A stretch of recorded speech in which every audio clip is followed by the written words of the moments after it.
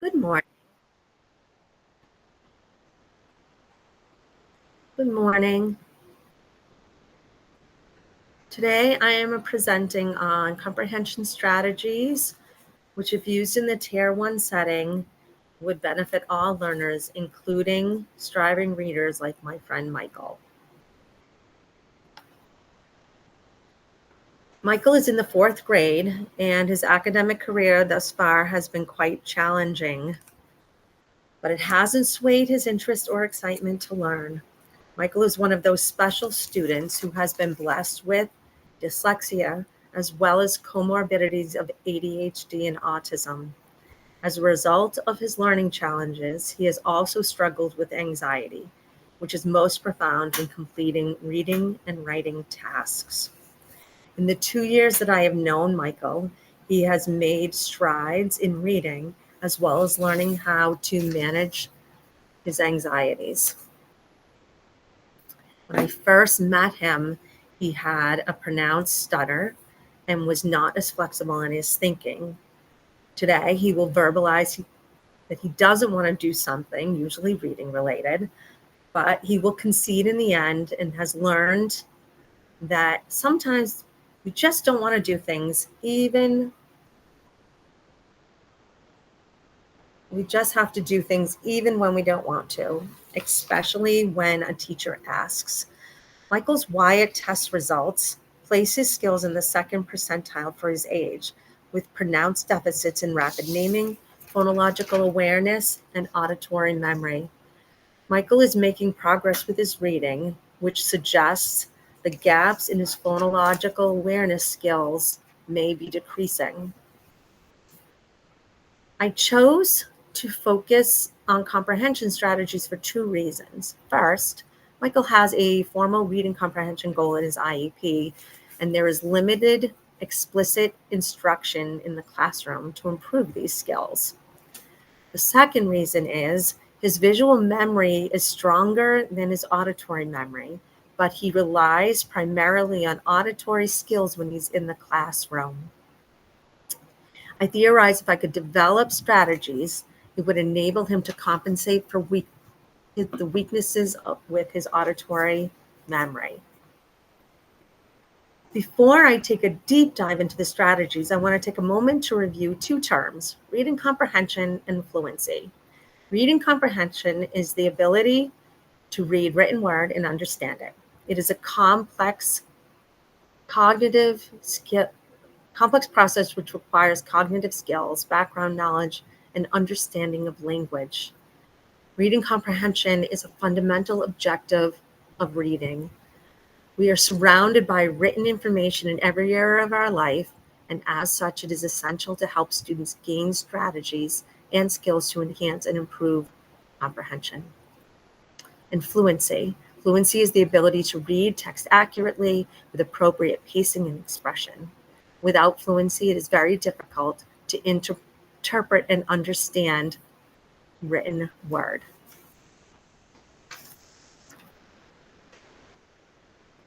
Now that we have briefly reviewed and introduced Michael to you and what I believe would most benefit him in a Tier 1 setting, I would like to share some of the interventions and strategies my colleagues and I have in place for him presently.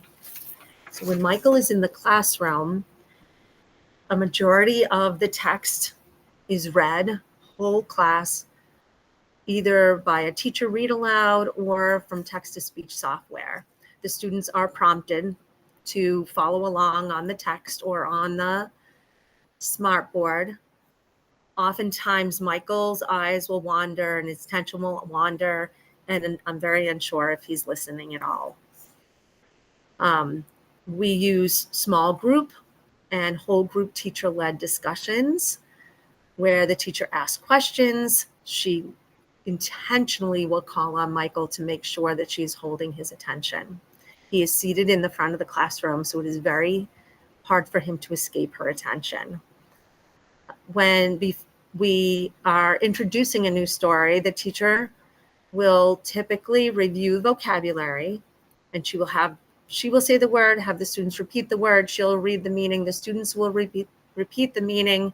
She'll have them act things out. She'll have them create sentences. So she's really trying to incorporate the different modalities as she introduces these challenging words.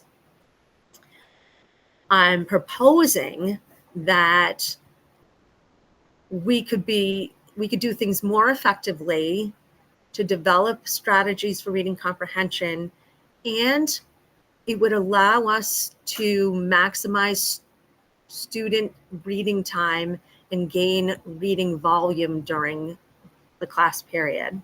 So my 3 proposed strategies are collaborative strategic reading, strategies for reading information and vocabulary effectively, and synchronized paired oral reading techniques. Strategy 1, collaborative strategic reading. It is a research-based approach to increase reading engagement and comprehension, developed by Jeanette Klingner and Sharon Vaughn in 1996 and 1998. It intertwines whole group instruction and cooperative learning groups of 3 to 5. CSR is not a prescription, but rather a set of strategies to increase student engagement. There are before reading, during reading, and after reading strategies. There are 4 basic components. Preview, where the students activate prior knowledge, they look at the text, they preview the content that they're going to read.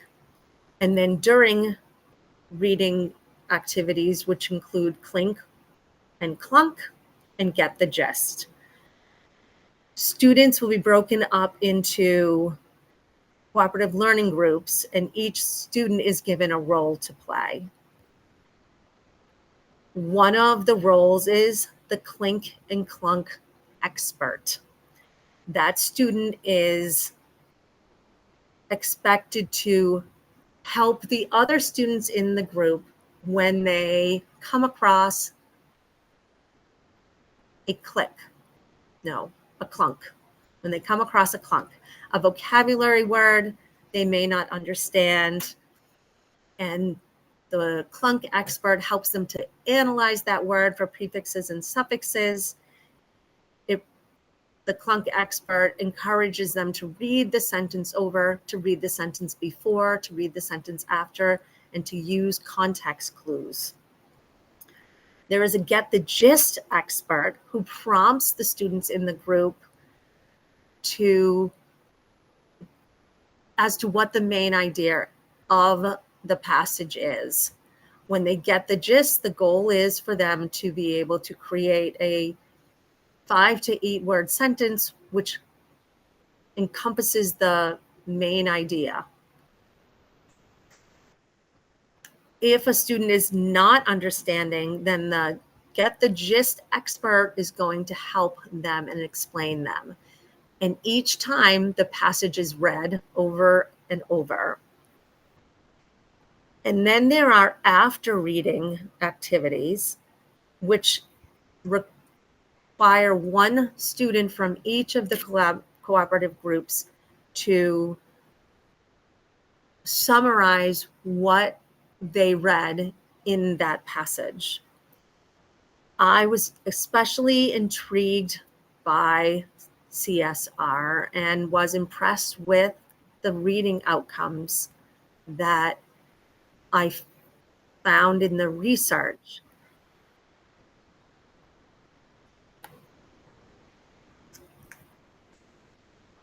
It is a strategy which is commonly used with English language learners and has proven successful. So I did a little more research to see it utilized in a general education setting and found it to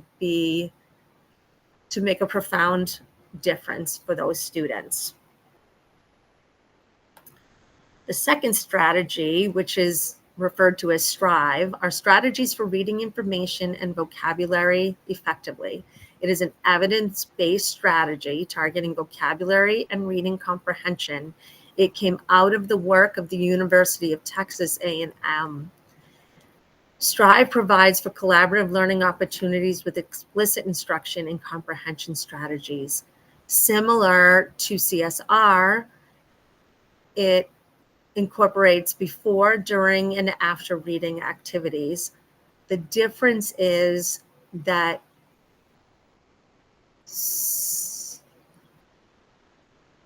CSR is more student-driven and Strive is more teacher-driven. So the teacher facilitates the reading and activates and builds background knowledge. And then they preview it.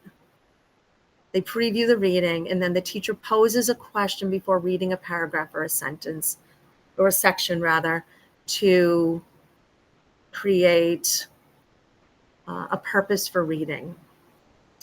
And then as they read, the teacher leads discussions based on those questions and then continues to ask questions. After after the students read a section, again, we do a gist activity, and in the end, we summarize what we've read using graphic organizers and checklists to organize our information. The interesting thing that I found with this particular strategy is that it is best used in content areas like science and social studies, because the key is knowledge. And knowledge, particularly background knowledge, facilitates understanding. So I also found it to be interesting that the findings indicate the use of Strive strategies with students who present with inattention, that it is helpful, it is beneficial, and it needs to be studied more. The studies I found were more pilot studies, but I was intrigued by what I read and the outcomes of the studies that I saw. The third strategy is synchronized paired oral reading techniques, or known as SPORT. A synthesis of research across 60 years revealed that paired oral reading is pragmatic and effective. And there are two components of it. You could pair high-level readers with low-achieving readers, and then they are going to engage in a choral read of the connected text. So we're increasing print exposure, we're increasing reading fluency, and reading comprehension will naturally fall into play.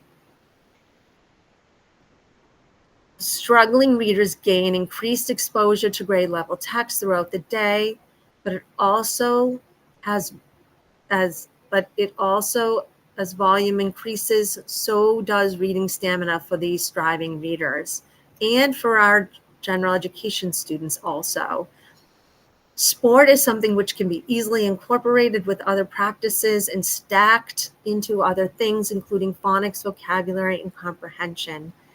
It can also be faded out as students no longer need the intervention. I have been especially interested in sport over the last month or so as a strategy to increase fluency for all of our students and increase reading volume for all of our students. And everything that I've read suggests that the more our students read, that their comprehension skills are going to just come into play and it will automatically improve as they go along. As I consider how to differentiate these strategies, I looked at CSR and considered student groupings. You could use heterogeneous groups, taking into account students who would benefit from challenge, as well as who might need more support. So looking at whether students are low, mid-high, or high. And if needed, you could group some mid-highs together with some highs and give them enrichment activities and graphic organizers and things to follow and push them a little bit. And then if needed, you could have a special education or paraprofessional, a special education teacher or paraprofessional there to support your lows if needed. As assigning roles, I would also take into consideration strengths, weaknesses, and learning styles. I was particularly interested to look at how Michael might be assigned a role in that his decoding skills are weak. Michael could be the facilitator for the group. Michael could be the one who was maybe watching the time, and he could learn the strategy by observation before we had to fully immerse him in an active role. As well as I could provide question stems, cue cards, word banks, ways to facilitate successful involvement by all members within the group. When using sport, I want to take into consideration the text selection and the content. I would also want to consider who I'm pairing with who. I want to consider personalities, areas of interest, and I might even be prompted to ask, who would you like to read with? Because maybe they have a friend in class that they might want to do this with. I would also try to utilize adults, whether in the building or parents or paraprofessionals, as it would be a good opportunity for fluent reading, but it would also not take those high-level readers off task. So there are some benefits for high-level readers as well as low-level readers, but primarily the benefit for the high-level reader is simply reading volume and reading connected text throughout the day. To determine the effectiveness of the strategies, I would use formal and informal progress monitoring tools. I would use learning logs, which when they're when they're working in collaborative groups during the CSR lessons, they are making notes to themselves and making record of what is a clunk and what is a click. And I would allow Michael or anyone else who needed at that point in time to use to draw pictures instead of words, as the words slow Michael down because he struggles with spelling. I would look at reflection journals, and I would use reflection journals during sustained silent reading, and I would want to see how they are reflecting and if they're using those strategies. I would incorporate exit tickets for them to reflect on the actual processes, as well as inquire about what they learned each day or during each lesson. A true test of effectiveness of the actual strategies would be how well we are using them cross-curricularly to aid the students in attaining knowledge as well as reading skills. To determine if the strategies are effective, we would presumably see improved performance on comprehension assessments over time, as well as an improvement on mid-year and end-year benchmark assessments on both DIBELS and MAP growth testing. In conclusion, my investigation of research around best practices to strengthen skills and develop strategies to improve reading comprehension while also increasing fluency led me to 3 specific strategies: collaborative strategic reading, strategies for reading information and vocabulary effectively, and synchronized paired oral reading techniques. The research suggests when incorporated as Tier 1 strategies, when alone or integrated, they provide a multitude of benefits for all students across the grade levels. They are inclusive, collaborative, and create connectedness in the learning environment. They have cross-curricular applications, which increase reading volume and knowledge. They can be easily differentiated to meet the needs of all learners. They are highly effective and have demonstrating significant gains in reading comprehension and skills. CRS has also been shown to be extremely beneficial for students, including those with learning disabilities and English language learners. These strategies also increase metacognition because as we're working through the strategies, we are asking and questioning and talking about what we're reading. They are strategies which have been researched across multiple decades and are based in research. So when students are taught these strategies, they are making notable gains across time. Thank you very much for listening.